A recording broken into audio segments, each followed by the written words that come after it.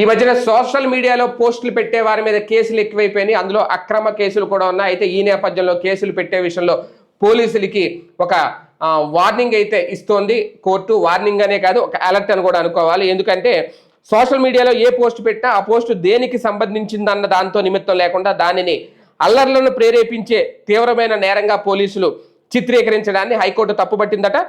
IPC section 153 లేదా 153A కింద ఒక వ్యక్తిని దోషిగా తేల్చాలి అంటే కేవలం పోస్టులు మాత్రమే సరిపోవు. సమాజంలో హింసను ప్రేరేపించాలనే లేదా ప్రజాశాంతికి భంగం కలిగించాలనే ఖచ్చితమైన నేరపూరిత ఉద్దేశం ఆ వ్యక్తికి ఉంది అనేది తప్పనిసరిగా నిరూపించాల్సి ఉంటుంది. అటువంటి ఉద్దేశం లేనప్పుడు ఆ సెక్షన్ కింద నేరం మోపడం అనేది సాధ్యం కాదు. ఇదే విషయాన్ని సుప్రీంకోర్టు పలు సందర్భాల్లో కూడా చెప్పింది.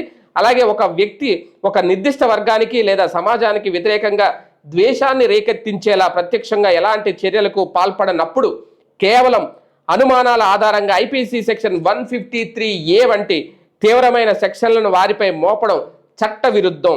ఒక సమూహంలో ఉన్నంత మాత్రాన లేదా ఒక నిర్దిష్ట గ్రూపుతో సంబంధం ఉన్నంత మాత్రాన ఆ గ్రూపు చేసే ప్రతి తప్పును వ్యక్తిగతంగా ఒకరికి ఆపాదించలేం. నేరంలో ప్రత్యక్ష భాగస్వామ్యం లేనప్పుడు కేవలం సదరు వ్యక్తులతో పరిచయం ఉందనే నెపంతో ఎవరిని దోషిగా నిలబెట్టలేము అంటూ హైకోర్టు స్పష్టం చేసింది.